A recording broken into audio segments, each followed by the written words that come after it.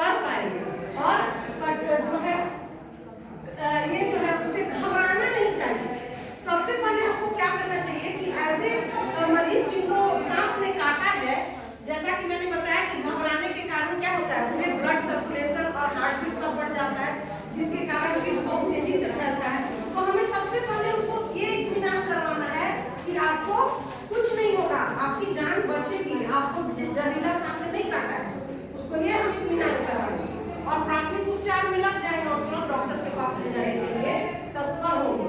तो इस तरह से हम लोग एक जो जहरीला सांप भी अगर काट लेता है तो ऐसी स्थिति में भी हम लोग किसी व्यक्ति की जान बचा सकते हैं, अपनों की जान की रक्षा कर सकते हैं।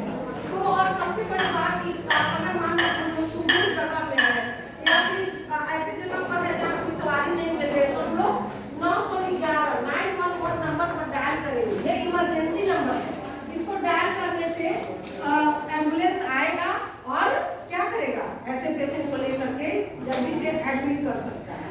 तो और बची बात बिच्छू की, जितना सांप का प्रकोप है हमारे वातावरण में उतना बिच्छू भी है ना। बिच्छू सांप तो दिख भी जाता है थोड़ा दूर से, बिच्छू इतना छोटा होता है कि अचानक से कभी उस पर पैर पड़ जाता है।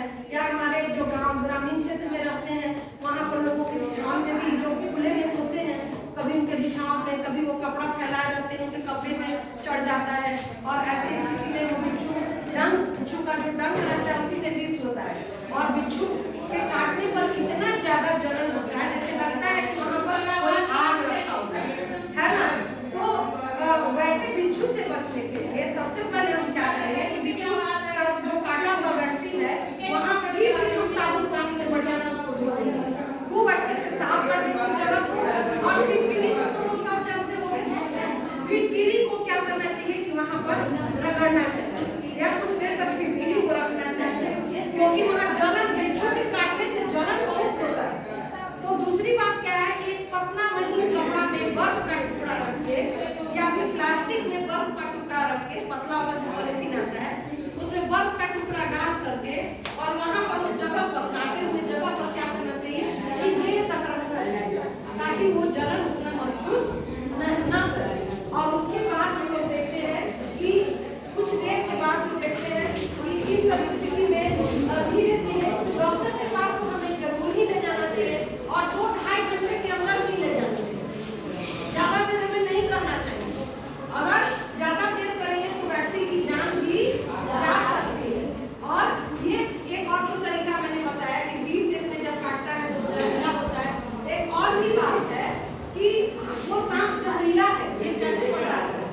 वो जहरीला हम लोग देखेंगे कि एक बर्तन में हम लोग पानी ले लेंगे या एक बर्तन ऐसे भी ले लेंगे, पानी उसमें नहीं डालेंगे और उसमें जो उसका हमने खून सक किया है वो खून वहाँ पर डालेंगे अलग से, और वो खून अगर जम जाता है तो समझेंगे कि विष नहीं है, और अगर वो खून नहीं जमता तब इसका मतलब कि विष है, विषैला सांप ने काटा है। तो इस तरह से यह भी जानकारी हमें हो जाएगी कि विषैले सांप ने काटा है। तो तत्काल में ये सब प्राथमिक उपचार जितना मैंने बताया वो सब करके कहाँ ले जाना चाहिए, सीधे डॉक्टर के पास। और डॉक्टर के पास जाने के बाद एंटीवेनम इंजेक्शन पड़ता है और वो एंटीवेनम इंजेक्शन हॉर्स के सीरम से बनता है, यानी कि घोड़े के सीरम से बनता है, जो बहुत लोगों को सूट भी नहीं करता है। तो डॉक्टर के पास जाने के बाद वो तो ऑब्जर्व करता रहेगा ना कि ये दवा जो है अगर उसको रिएक्ट करती है तो फिर से उसका क्या आगे हम क्या ट्रीटमेंट करेंगे। इसीलिए कभी भी अपने घर में ये एंटीवेनम इंजेक्शन नहीं देना चाहिए, क्योंकि बहुत लोगों को ये सूट भी नहीं करता है। तो इस तरह से बच्चों आज के क्लास में ये बरसात के मौसम में सांप और बिच्छू का हमें इतना डर होता है और इससे हमें डरना नहीं चाहिए।